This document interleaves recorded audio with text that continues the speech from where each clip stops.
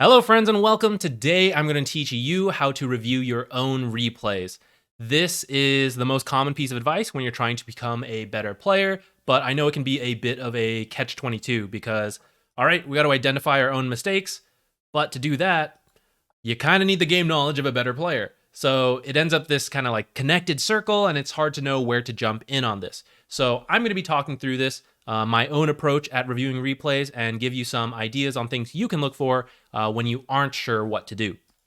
So I want to start off by saying that a lot of this will be theory crafting. You know, I'm not just saying that because like this is my own take, but like I think this is actually the way replay reviews and improving at Dota goes, which is a lot of theories because Dota is very complex. It is not something that every single method has been tried and tested because it then gets a patch and everything changes and you got to start over. So a lot of it we're looking for patterns and we're coming up with ideas that we think are going to be the best, but we don't know for sure and we're just going to have to try. So at any point, if you feel like unclear and you're like, I wish I knew the exact right thing to do, it's not going to be that way a lot of the time. So if you feel lost, like it's kind of part of the process. So in this theory crafting, I do think you want to have an active approach. Try not to just take what someone else said. Like even as an educational content creator, don't just take what I say at face value. Take your own spin on it. Think it through with what you know. The pro player said, always do this. He's probably generally right, but let's think it through. Why is he saying that? Are there cases we're not going to do that? Come up with your own ideas and then take in what other people are saying. This will help you to have your own framework of Dota that you then like adjust with the feedback and content of other players and content creators. But if you just like take in what other people are saying without thinking it through on your own, it can be jarring a little bit. Like it's not going to make complete sense without that context, and you're never going to be able to develop this own theory crafting, which as you get to a certain point, you have to do yourself because the best players don't want to tell other people what they think is the best because they're competing. So at some point, the content ends and you got to come up with your own theories. So it's good to start developing that wherever you are. So as you do this, pick a few things to focus on. Dota is very complex. If you try to do everything, you're going to stall out. You're going to get lost. Pick a couple things and work on that. Try it out, play some games, review those again, and then, maybe you can move on to something else, or maybe you still need some work. But just pick a couple things so you don't get overwhelmed. And then never take anything as a definitive truth. So like I said, the pro player saying always do this, probably always, generally do that, but there's going to be cases where you don't want to do stuff. That's just how Dota is. There's so many unique situations. So as soon as you start thinking this is always the build to do, you're actually just limiting yourself. You always need to consider that you could be wrong, and that's going to help you continue to improve. Now, the whole idea here is that with this stuff in mind, we're going to take infinite amounts of time to make decisions. When you play Dota and you're, say, in a team fight, there's no time to think that much, right? We just got to go stun this guy, fight this guy, and see how it plays out. Then we're going to review the replay. We're going to pause, and we're going to break down every opportunity we can think of. I could choose this guy. I could choose that guy. I could stun him now, or I could hold the stun. What does each situation lead to? You're going to spend all that time thinking and coming up with the best situation that we think, right? Like, I think this is what I should do. So the next time you encounter a similar situation, instead of just going in that 1 second, we're going to spend that 1 second thinking back to the time we spent an hour thinking about this stuff and coming up with our best idea. And we're going to do that. And then we're going to repeat. We're going to think like, okay, it worked out exactly how I thought. I'm a genius. Awesome. Or maybe there were some things I hadn't quite figured out. And now I've got more information. I'm going to adjust my game plan. So the next time, I'm not trying to do all this in 1 second. I am just thinking back to the time I broke it all down. So the first part of this is to come up with the right idea. And I'm hesitant to say right because Dota is so complex, but what we generally think will work for us that will help us be good players. We need that idea of what we should do. Then the second part is going to be reviewing the games to see how well we're actually sticking to that game plan. Like, oh, I know I'm supposed to do this. Turns out I don't do that when I play. So we need both parts. What is good to do, and then are we actually doing what we figured out? Now, in terms of what is right, that is tough. It can be a bit of your own theory crafting, but some other ways to find this are to watch professional games or high-level matches. but be a little careful because you aren't them, right? So they might be testing their own theories as they play. You see someone doing the exact same build and you're like, oh, it must be the build, right? Well, maybe they're also just testing it out. So it's a good place to start, but don't just, cookie cutter copy every single thing they do. We got to think it through. Like, why might they be trying it? Maybe he's just memeing this game, but generally speaking, high level games will be a good place to start because they have to play at a very optimized level to get to that point. So if you're ever unsure, like, should I build this farming item or this farming item? Pros only build this farming item. So I guess that's probably what I should do. If you want to find some pro matches, some places you can do are go to Dota Buff. Let's say you're a core player, you want to learn Dragonite, come over to the guides here, and then this will show you games that either pros have played or just high-ranking Dragonite players have done, and it'll kind of show you their build and their skills, and you can copy the match ID and find it yourself. You can also go to Dota 2 Pro Tracker and either search players or heroes. Maybe let's just go to Tusk because he's right here, and you can find what the top build people are doing on the different roles, items, and then you can go find your matches here. So if you want to try this approach, those are two places you can check. I'm not sponsored, but those are the places I would go to. There's also educational content, so channels like mine or others out there, we tell you what we think is good in Dota, and you can use that as your baseline. But again, keep in mind that we're not perfect, we're also humans, just theory crafting, so take what we say with a grain of salt and consider, like, I probably have a reason for what I'm saying, but I'm not all-knowing, so take your own experience, kind of fit it in. But if you really are just totally lost and you don't know, usually these kind of like educational content spots, maybe like tournaments, analysis, what the casters are talking about, that can usually be like a good place to start this journey of like, oh, they're all saying like the laning stage is really important, so let me just try it out. Let me just try to be a good laner, let me work on that and see how it feels and start to understand it myself.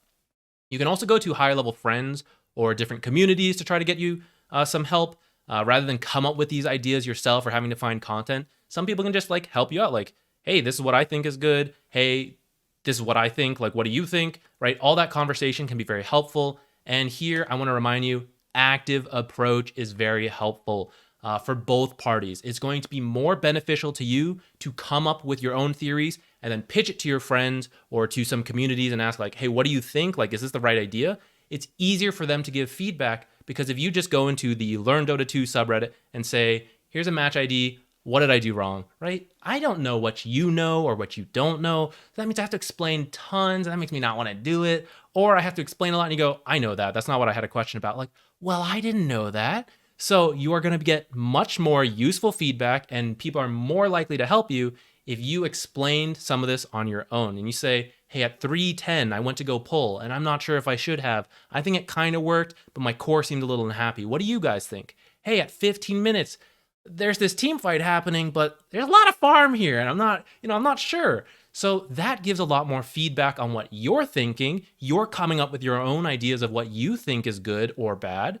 And now we're going to get feedback from some higher level players, and they're going to tell you, yeah, that's the right idea.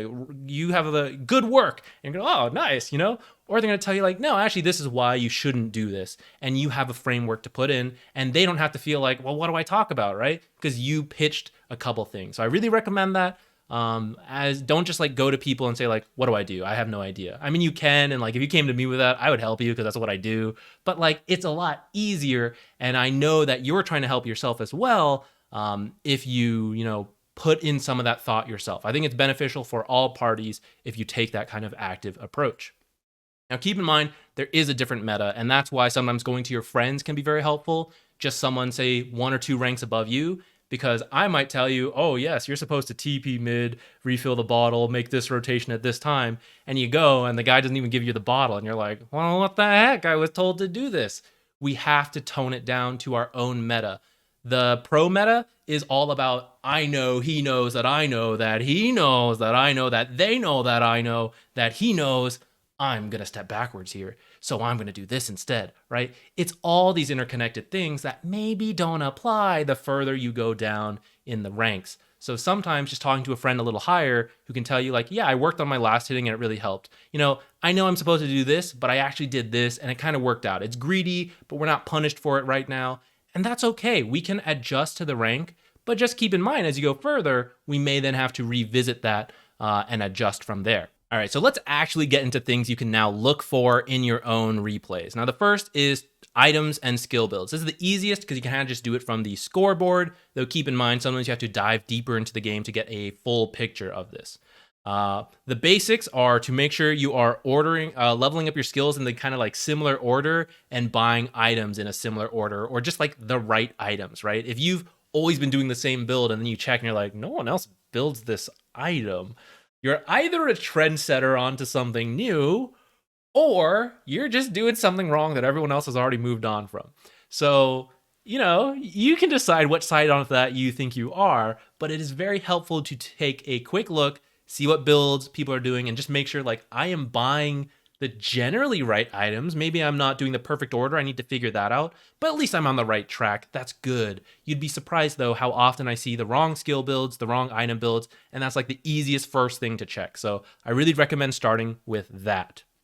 The builds will vary based on the game though, and that's where we need to do a bit more theory crafting. And we need to check like, okay, that's usually this build, but then I see a couple builds that go like this. So what is different between these games, right? Take a look at the heroes. Maybe that explains it. Maybe we do have to open up the game, start watching and see like, oh, it's because like the lane actually went really bad. He switched the build to something else. That's when, just the scoreboard maybe doesn't paint the whole picture. And you start to realize, oh, he was holding the skill point and just by chance, a kill opportunity came up, so he picked this other skill. Oh, I see. So usually you wouldn't take that skill, but because of this situation, that's why he did it. That's something you can look for in these games if you're not sure about the items and skill builds. Now, if you can't understand it, right, you try to like come up with your theories and you're like, I have no idea, right? My recommendation is to just do it, right? If there's very little variation in the build, items or skills, just copy it and you'll start to understand it for yourself. You'll play it out and you feel like, wow, I feel really good when I do this. No wonder why everyone's doing it. Or you'll find some situations where you're like, this felt really bad, actually. Now I kind of understand some of the weaknesses of this build.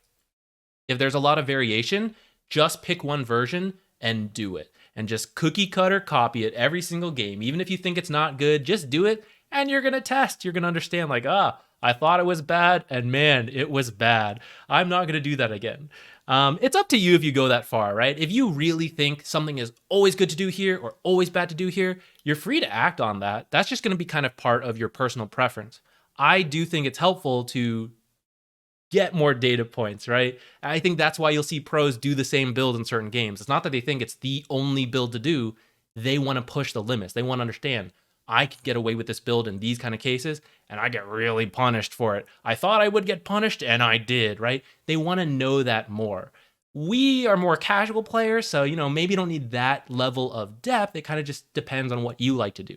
So I do recommend, though, if you just have no idea, just pick one, try it out, then pick the next build, try that out, pick the third build, try that out, right? You'll start to feel as you play, you'll need several games of each build. You'll start to feel like, okay, it feels good this game, but then it felt bad in these games, which actually so happens to be when this build seemed to work really well. So that's how you start to understand why different things are working based on the replays you're watching. Let's do a little pop quiz. Let's try it out for ourselves, right? Rubik players or non-Rubik players, this is something you can try to do because we're saying like, if we don't know much about the heroes, how are we learning? Let's give it a shot. So here's a Rubik build. How does this look to you? Does it seem reasonable? Is this something you would do? Is this something you would not do?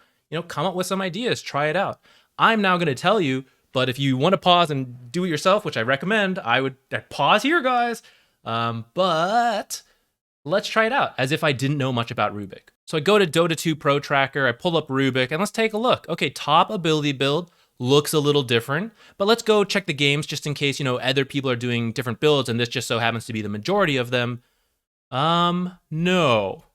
Looks like there is very little variation in the first 7 levels. In fact, it's pretty much the same. Crazy. So, without knowing much about Rubik, I can already kind of see maybe that build I showed you first, not the best for some reason. Now, actually, you'll notice, oh wait, here's one game where they did telekinesis first. Oh, here's another game. Pause again. Come up with some reasons. Why do you think they went telekinesis first? When everyone else is doing Fade Bolt, why are they taking Fade Bolt? Why is Fade Bolt better level 1, but then a couple times people are taking telekinesis? Come up with some theories, and then go open up these games and check for yourself. Spoiler alert, what you're going to see is that telekinesis is terrible in the laning stage because it offers no damage. That's why Fade Bolt's taken first. You use it to secure range creeps or trade well. But what telekinesis offers that Fade Bolt doesn't is a stun and a reposition.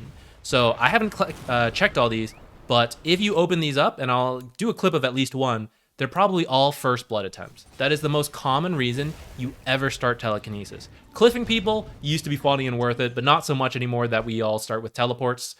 So you almost never take telekinesis except for a first blood attempt.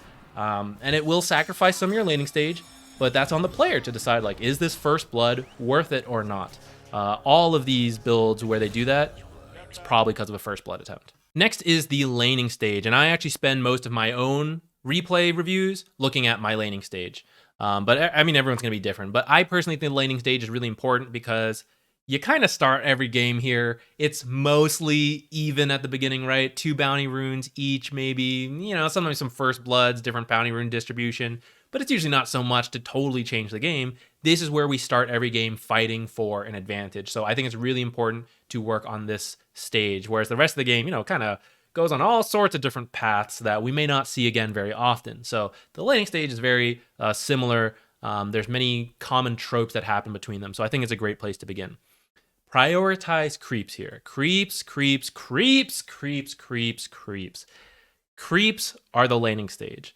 Now, jokes aside, creeps is obviously more important than creeps. And, for creeps and creeps, you could kind of interchangeably switch those, but I personally think creeps are more important than creeps. But yeah, creeps, very important in the laning stage. Count them. Literally count them. Open up your creep score, see your last hits. How many more could you have gotten? How many denies did you miss? Now, some of this is just mechanics to practice, right? I went for the last hit and missed. Not a huge deal. Not really what we're looking for in the replay. I mean, besides to know, like, okay, I kind of miss a lot. I got to practice. Then that's what you need. But other times, you might see like, oh, I didn't notice this creep dying. Or, hey, I should have used a spell to get that creep and an auto attack to get this creep. Boom. I just increased my creep score just by 1 right there. And I promise you'll find a couple more instances like that. Keep in mind that the melee creeps and the range creeps, like these are their gold and XP, the flag bearer, for everyone near it, probably 2 in the side lanes. That's the value. So compare it to other things you're doing as well. Is it worth it to chase for this kill? And then you see the kill gold 250, but I let a creep wave die to the tower, and another creep wave died to the hard camp that they pulled right before we attempted this. Was that worth it? Because actually maybe just getting creeps would have gotten me more gold, right? These are the kind of things you're going to question. And sometimes you'll have to do a little research like, oh, what is the value did I just miss? Hey, we have infinite time. Go look it up on the wiki, or here's a little table for you.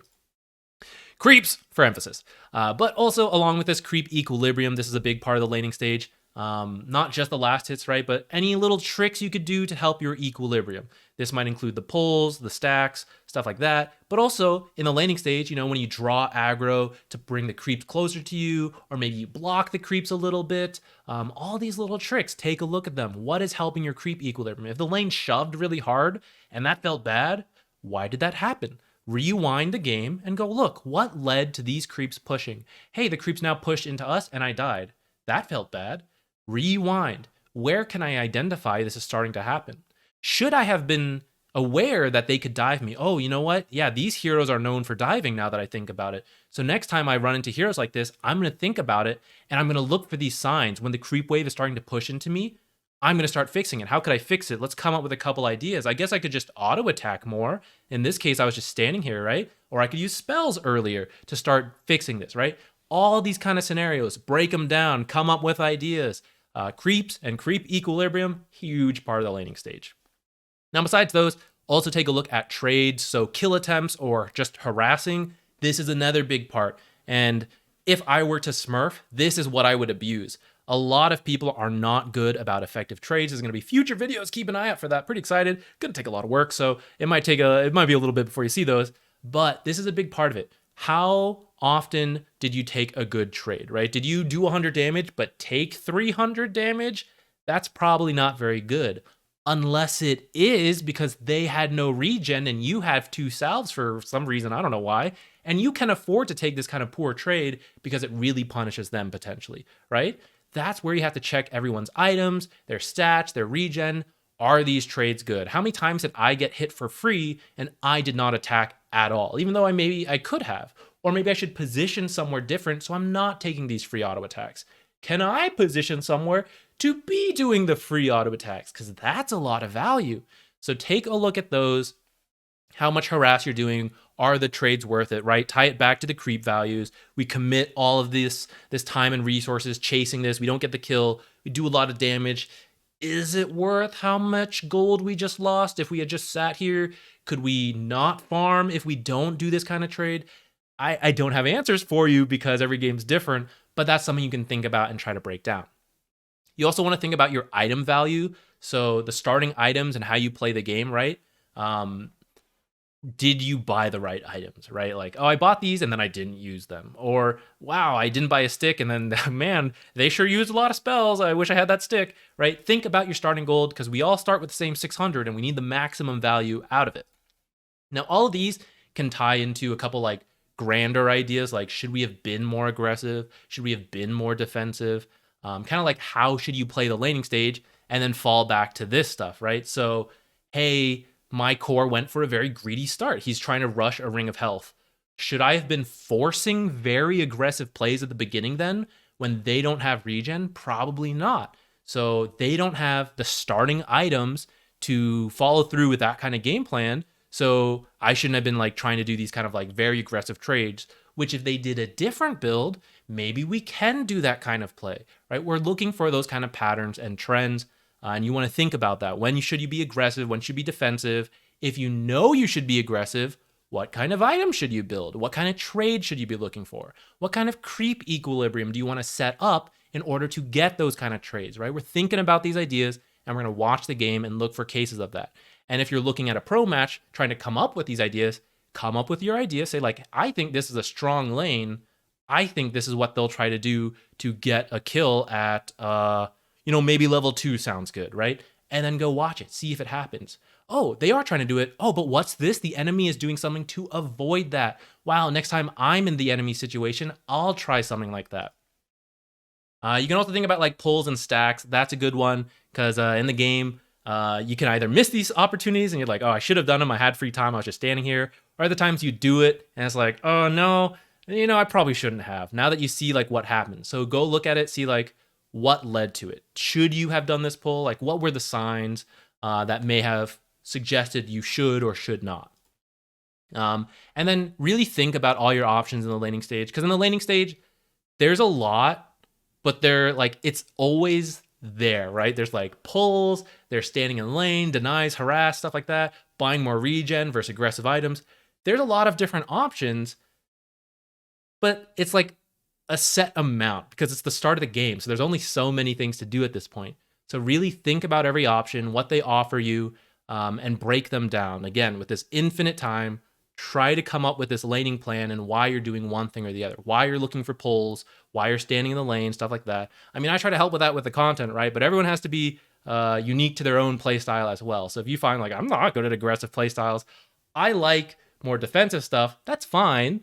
But what kind of situations do you need to create then for that? What kind of heroes should you play that favor defensive stuff? Should your starting items, like what do those need to be, right? Everyone's going to have their own play style. So come up with your ideas and look for those options in the replays and see how it feels. See what pros are doing. Like, oh, this pro is defensive. Let's see what he does. I'm going to mimic that. Or watch your own game. Like, I say I'm defensive, but then I'm standing out here, which is very aggressive. Why am I doing that? That doesn't make much sense. After the laning stage, there is the rest of the game, which is a little hard to break down. So what I recommend here is to not hyper fixate on a very given, like a specific game and like very specific situations of like, how do I win just this game, right? You can do that if you want, but what I think is more useful, especially if you're still improving and developing all this sense, focus on more generic stuff.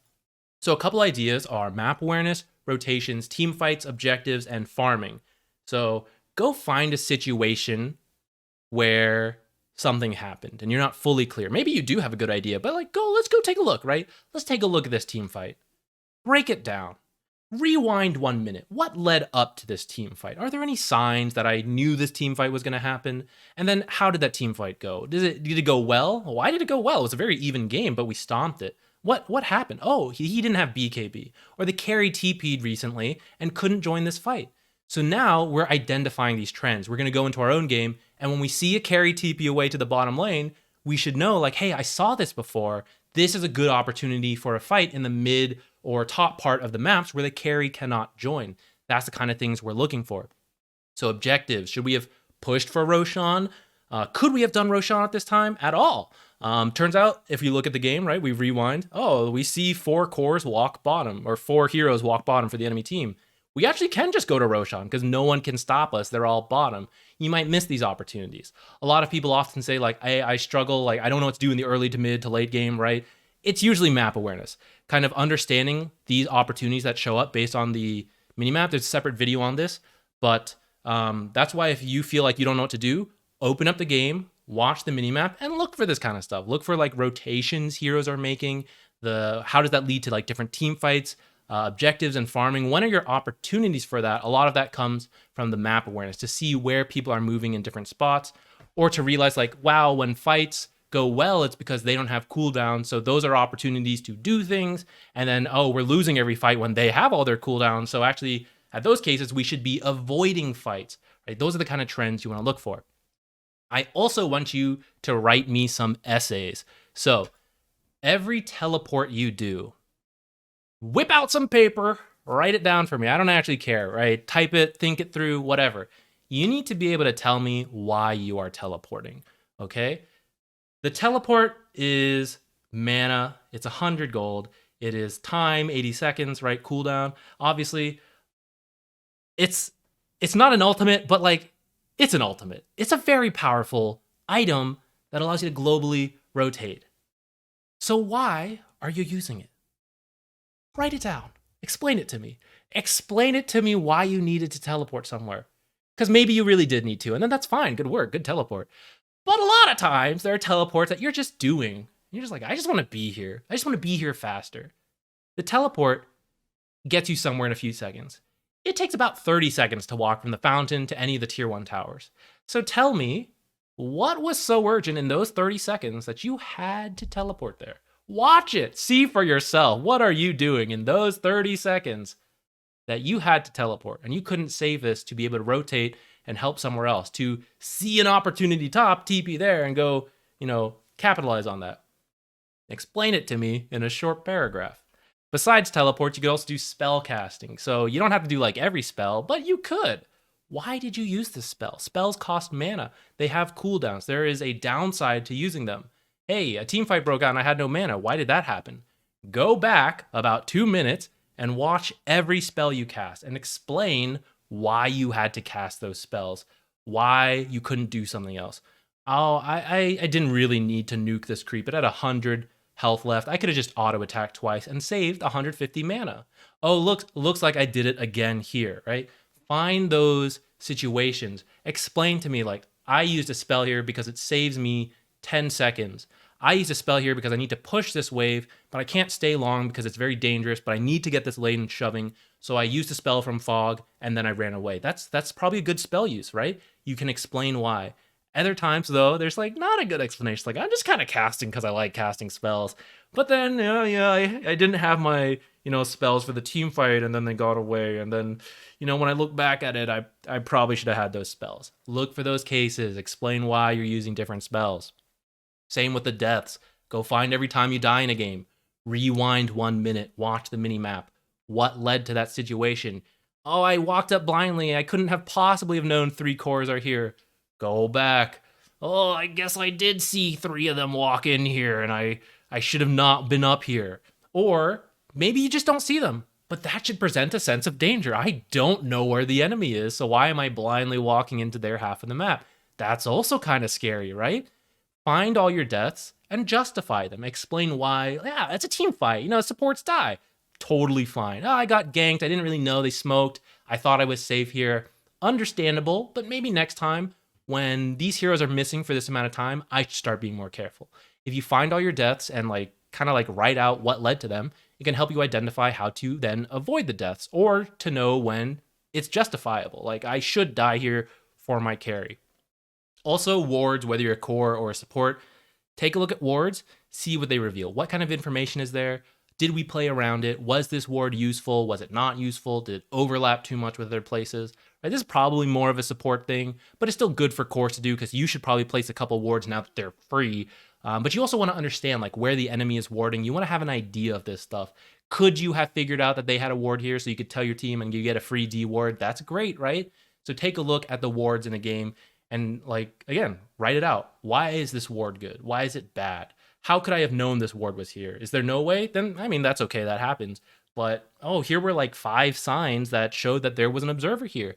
And if I can learn to identify that in the game, then boom, my team gets a free D ward now. If you want some other ideas on things you can look for, here is like a list I made from another video. I'll link it as well in the description if you want, about how to get out of the trench and skills that I felt each rank were missing. So not all of these are useful for replay reviews. Like practicing pressing buttons is not really a replay review thing, but some of the stuff like having a game plan, hero knowledge, stuff like that, that's what you can review a game and try to understand better. So I hope that helped. That's kind of everything I had to say about that. I know it's probably not like crystal clear perfect, but to me that is a lot of what theory crafting, improving at Dota is. It's a lot of trial and error trying to figure this out. So I hope that at least gave you a couple places to begin with if you had no idea before. I will release the next video. I'll either look at a pro match or my own match and kind of like show me doing this process if you want to see an example of that. But of course, you can also come to any of the Wednesday Twitch streams where I just keep raffling these away for free. So you can come get one of your own games reviewed or just see me go through the process to kind of see what I'm looking for. I'll have the little eye tracker thing so you can see what I'm looking at, all of that stuff. But yeah, those are 2 more options if you'd like to keep looking into this. So thank you for watching, and I will see you in maybe one of those places. Bye.